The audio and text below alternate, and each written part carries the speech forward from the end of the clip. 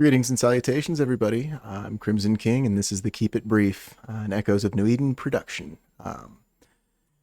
So I used to write 2 articles every week on Reddit, but those got a lot of negative feedback. So I'm trying to mix up the format and hopefully communicate my thoughts in a more clear and productive way. Here's what we're going to talk about for this specific brief. The intro is just me letting y'all know, hey, this is a new thing, and if it goes well, then I'll do more, and if it goes poorly, then I'll change tactics again, keep things fresh. So I'm going to start off with a CFO report for Team Tuna, and then I figured I'd start the show off with some positivity, talk about some of the players that I really appreciate and enjoy. And then why I love segments. I'm going to be doing more of those going forward for a lot of the other ships, but I'm going to start with my favorite. And then close out with a think piece on the difference between security and freedom in an Eve Echoes context. And then at the end of every show, I'm going to provide a playlist for nerds who like music. I always play Eve Echoes with the sound off. I tend to do a playlist of some variety to keep things interesting, whether I'm running out and stealing PI or shooting pirates. So let's go. Oh, whoa, that's a weird visual glitch. Let's keep trucking. So at present, I'm at about 42 mil. That's liquid assets. I'm not going to talk about actual assets that I have in general. And I'm going to keep things the same sort of policy for the corporation wallet. Currently at 7.8 bill. We've got a pretty good rate of growth going. And not much in the way of expenses. So things are looking decent for Tuna in the distant future. We'll see how it goes. Mainly, I'm looking to make it more of a trade-oriented organization. Try and get folks to, build some supply lines and keep a steady stream of content and interesting strategic decisions in play. So assets in play, that's whatever we have selling at present. And that doesn't include in-corp trade deals. That's just the stuff that I post outside and then donate directly to the corporation if it sells. Not all of it is expected to sell. And in fact, I hope most of it doesn't, so we can build up a stockpile of resources to call on if we need to liquidate assets right quick. Then the assets and investment, that includes story items, gravitational wave graphs, secret trafficking containers, the kind of stuff that I know is going to grow in price over time. Morphite's another big example of this. I don't know if any of you can reach out to Durkadur. I'm sure the steadily increasing price of Morphite is either a pain point or a point of pride for his capital investments project, because that's the key fuel behind capitals. If you cut off the Morphite supply, you cut off the builds. And then other key metrics not pictured, that's just a general catch-all. This is a snapshot of Tuna and myself when it comes to ISK generation and fun. Because, if you're playing for fun, you're doing it right. If you're playing for ISK, you've got the wrong goal in mind. ISK is just a number. It determines what you can do, but it's not a notable achievement in its own right, which is why I think grinding is no fun for folks. Let's see. Expect tangents throughout. This is my general sales strategy, and I think it's a relatively conservative and safe plan when it comes to turning assets into profit. Mainly, it's just a series of policies for how Tuna benefits from my efforts, but also how I hope to influence the markets moving forward, especially the minerals market. That's something that needs a little bit more love and attention, I think, from the player base. I know we often talk about the devs fixing industry, right? Bringing more interesting choices into industry. But a lot of those are emergent. I think some of the best experiences, or at least interactions between players, are often the contract deals and the stuff that goes on behind the scenes.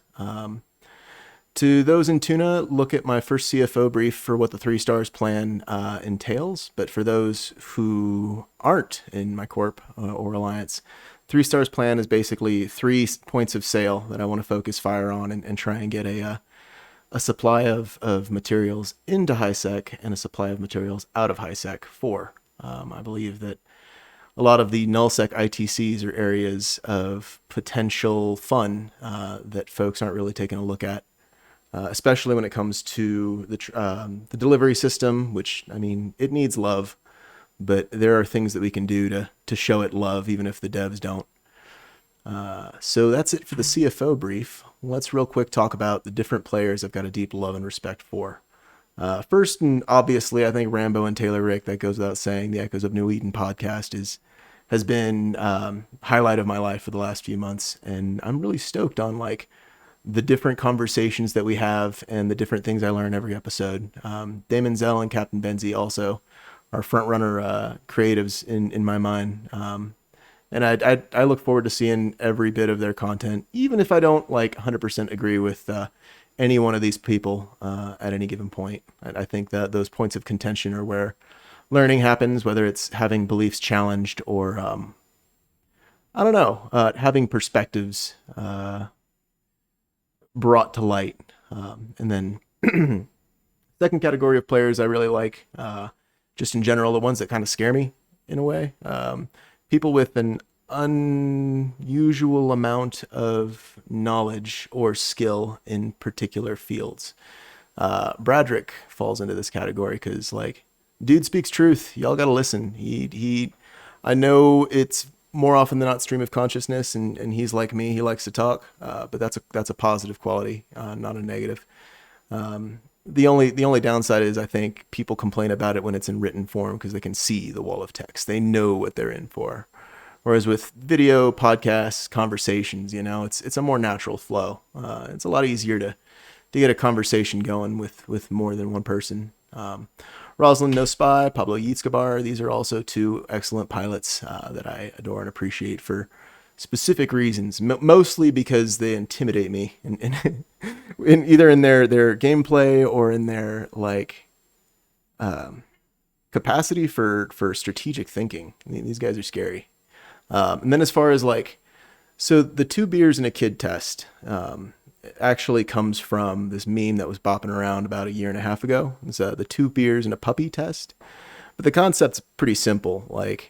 There are very few people in your life that you'll find are the best with 2 beers who you would also trust to take care of a puppy or small child or some creature that requires a lot of care and love. It's different types of fun that you would get from people with a balanced background in this way. And it's the ability to unwind and relax and toss a couple back and just have a good time alongside the ability to be trusted with, the shit that matters, the stuff that's important. And the 3 that I first think of with the 2 beers and the puppy test is Yeti, Donnie the Horse, and Crazy Canadian. Yeti because of a lot of the work he's done for Hunk. Donnie the Horse because of his leadership style and some of the interactions that we had back in the day, and then Crazy Canadian for taking the helm and just really putting together a good group of good times every week, consistently, constantly. And then Transport Brothers for life, man. I also want to give a shout out to every content creator, and that includes players who don't actually make or publish anything. Content creators include anybody who shows up in game, man. If you're there in a fleet, if you're an FC, if you're an industry pilot, if you just passively do mining in the background, you're a content creator. You're creating a target or an opportunity for interaction for others within the game, and that's something to be celebrated and appreciated. So that's the first, that should be the first ever section for this show. Let's move on to my favorite ship, the Rifter. It's literally just a pair of guns with an engine or 2 strapped to it. It is probably the weakest, if not among the weakest ships in the game. It's absolutely terrible for getting into anything but trouble. Thankfully, trouble is fun. I like losing these things left and right. The fact that you don't have mid slots on it means you don't have to worry about ever tackling. You just, apply DPS and hope for the best. Plus, having a kill mark on a Rifter in a game where it is just utter trash. It's like beating a tournament with Dan in Street Fighter, or coming in with a joke character and just wrecking shop. There's something magical about that. As far as applications for this little frigate go, different meme fleets. If you get a a Thrasher Dictor and a swarm of these things, you can kill a surprising amount. And it's silly. Especially, it all depends on the Dictor being a good pilot, but having the reactions after, even if you don't get the kill, are fun. You can use it to manually shuttle through null. You can crash gates fairly effectively with it with a micro warp drive. Folks will often be surprised to find this tiny little frigate crashing onto their gate and will delay in locking, which gives you just that little bit of time needed for the 4,000 kilometers per second ish to come into play and hopefully get you through that gate and out of trouble, or get you deleted, because the nice thing about flying trash is you never really have to wait to watch it die. And then Combat Air Patrol, CAP. That's, in my mind, operationally, this would be where you go to the bases within your sovereignty and keep them down low. You'd kill them down to tier 1, tier 2, because this thing will handily clear a T3 base, and it's not a major paycheck. You're getting like a third of a million ISK every time you do it, but it's consistent, it's reliable, it's a renewable resource, and it's something that lets you take out a nice, fast joke ship and having a good time with it.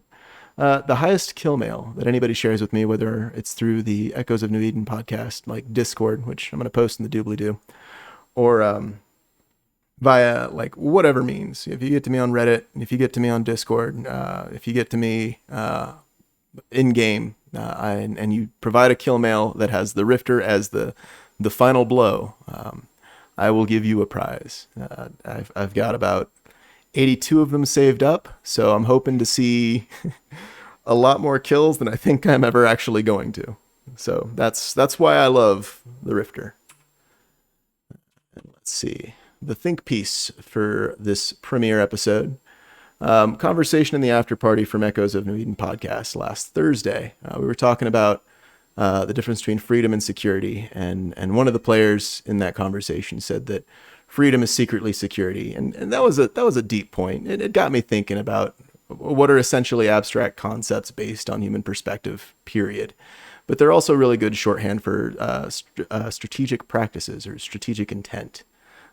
Important to note that security is a myth in the face of time. You have things called legacies and things that you can pass along, but even those are changing. Those represent a transition or a difference in safety or safety levels. So, and then freedom is a myth in the face of capability. If you can't do the thing, then you are not free to do the thing. And security often infringes on that, whether it's just the security that comes from, the banality of evil, or security that comes from a steady state. That all infringes in some capacity on doing things different, doing things weird, being out of order, as it were.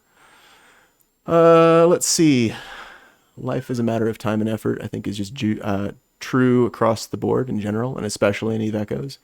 If you, say, post up with the lowly venture in HiSec and just mine, you mine every hour of every day.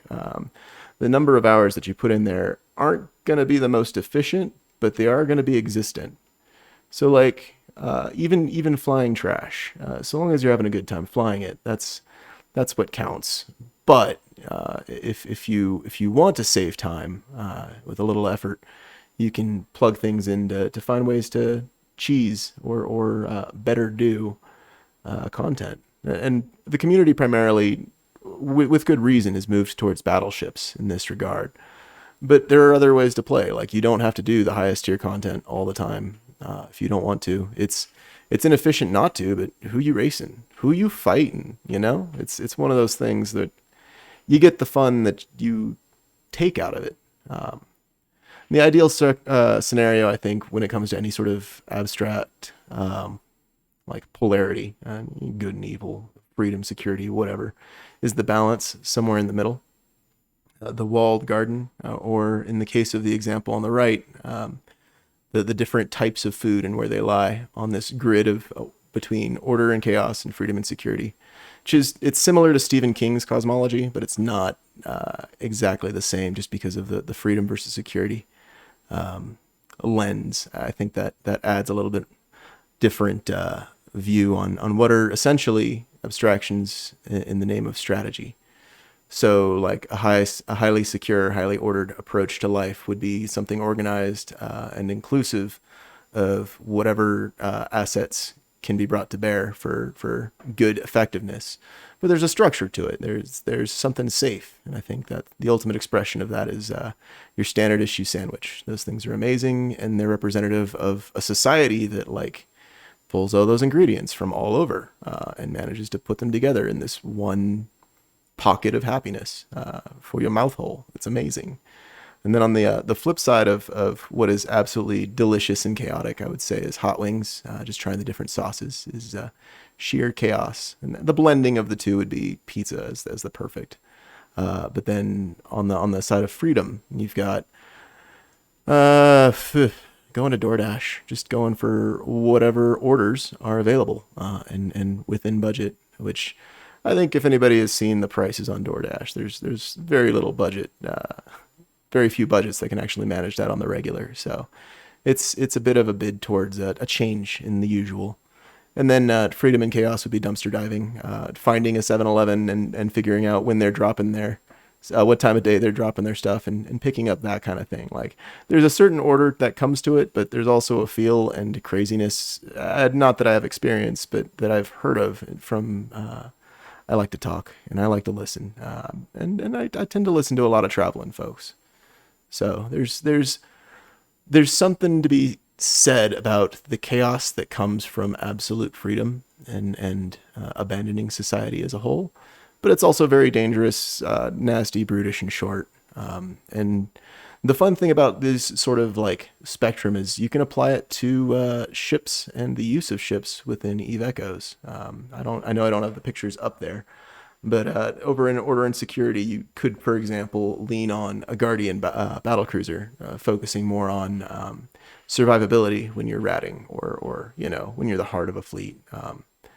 There's another few applications like the Rifter earlier would probably go into crazy and secure because you can toss those left and right. You can lose them by the thousands and still come out ISK positive if you get even one kill. They're so dirt cheap. But I've gone off on a tangent. I want to talk about the different strategies or approaches to strategy that are often represented along these spectrums. You've got the tortoise and the hare, right? Like slow and steady wins the race versus sporadic and I'll run it when the mood strikes me kinds of approaches to life. The same could be said for the sort of ships that people enjoy flying, right? And I think it's pretty easy to take that focus on defense, say with an Exile Corps, for example, on one of the Logi cruisers, versus hardcore melt them down aggro for one of the nasty little Ashamus or high DPS laser ships that we've been seeing lately. And then for Order versus Chaos, I like to focus on the Fox and the Hedgehog, which I can't remember if it was Bertrand Russell, one of them wise guys, wrote this awesome essay talking about the different approaches to knowledge. Foxes know many things, but not very much about any single one thing, whereas hedgehogs know one thing really well. And I think that's the truest expression of chaos versus order, right? You've got a chaotic sort of commander who draws from a lot of sources of information and experiences, and all data is good data. It's just a matter of how well you filter it, right? Like that kind of openness to information versus a hedgehog who is potentially very good at whatever singular career field they've devoted themselves to. So in the case of Echoes, the best solo battleship pilot, for example, is probably a hardcore hedgehog because it takes a lot of commitment to fly battleships. If you lose them, you've got to grind back up for them, and they don't have a very high personal replacement rate until like you survive maybe. Well, I guess it depends on the content you're doing too. If you've got a fleet and you're able to get them ticks, and they do get them ticks, you could probably replace the fleet itself. I'd have to look at the numbers, but I honestly don't know which approach in Eve Echoes is optimal, and I think that's one of the things that's beautiful about the game is it's a sandbox. Like, you can do whatever combination of these methods or strategies you want, and so long as you're producing the content and finding your fun in the game itself. I think I've said enough on that, so on to the playlist. These are the songs that have been banging around in my head for the last week or so. Destroyer of Worlds, Lo, I Have Become Death, it's an amazing opening, and it's got this, just the rhythm to it is awesome. Skittering Machine, I was looking for sound effects, and I stumbled across this, and it was Love at First Sound. Sea Dragon, one of my coworkers actually recommended the band cover it, and I checked them out. This was the first one that kind of stuck with me. They've got a bit of a math rock thing going on. If you haven't gone and seen the YouTube video yet, go and watch We Don't Talk About Bruno. Bruno, and yeah, greatest song ever. Capsular Anonymous, you really knocked it out of the park on that one, so please make more. And then Odysseus, whoa, glitching all over the place. Odysseus by Band of Heathens. That's just a fun, funny road song, and similarly with Ebb and Flow. And with that, I have gone through all of the slides, and I have hopefully kept it brief. We'll see. I'm going to post the links and everything in the doobly-doo, but thanks for tuning in, and I hope you have a good day.